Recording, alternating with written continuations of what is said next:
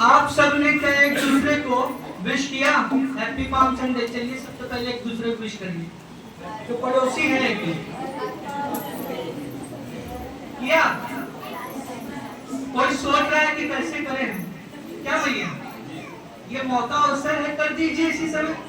अगर दुश्मन भी होगा वो भी दोस्त में बदल जाएगा, है ना? यीशु मसीह के लिए ताली बजाइए पहले।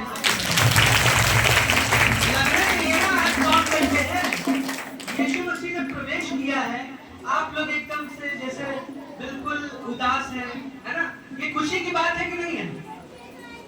जब पत्थर चीख रहे थे, यीशु मसीह ने कहा पत्थर चीख पड़ेगा, इनको अगर चुप करा दिया तो बच्चे भी सुन रहे हैं। तो आप लोगों से ऐसी आवाज निकालनी चाहिए कि हाँ यीशु मसीह दिखे, हम सबको प्रतीत हो कि यीशु मसीह आ चुके हैं हमारे दरबार में। बोलिए हैप्पी पाम संडे। और ये एक स्वर से बोलिए happy palm Sunday. Happy palm Sunday. आज एक शब्द मैं सभी को इसका अर्थ पता होगा, नाज। नाज शब्द सुना है?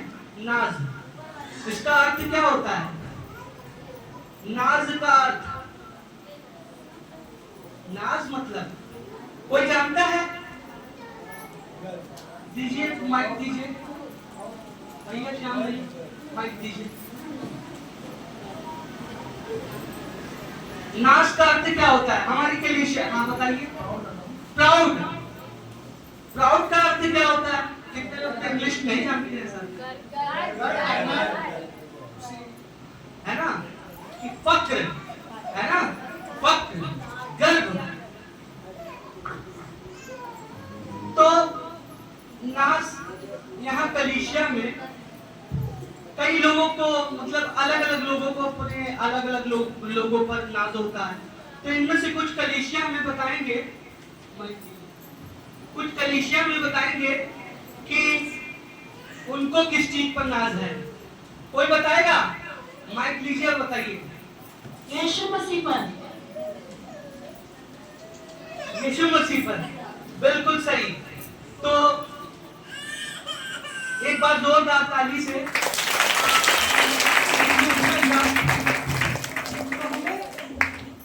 हमें नाज होना चाहिए किस पर? यीशु मसीह पर नाज होना चाहिए ना? तो किसी को अपने दौलत पर नाज होता है, किसी को अपने शोहरत पर नाज होता है, किसी को जो चाहने वाले हैं वो अपने प्यार की सूरत पर नाज करते हैं ना? लेकिन हमें किस पर नाज है? प्रभु यीशु मसीह पर नाज होना चाहिए।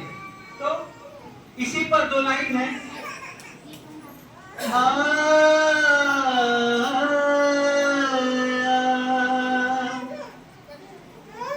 आशिक को अपने यार की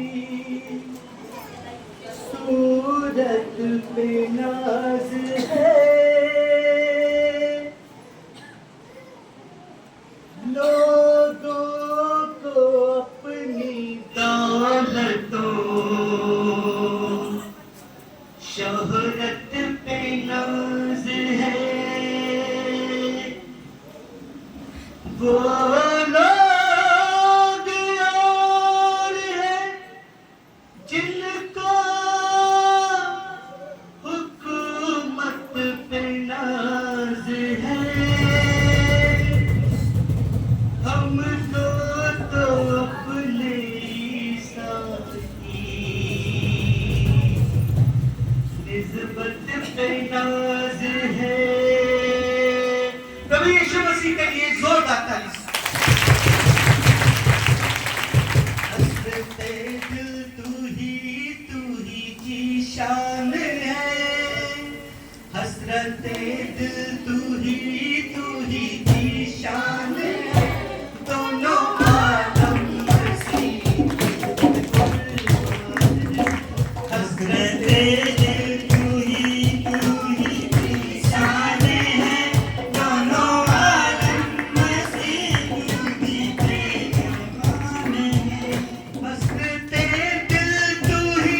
तू ही की शान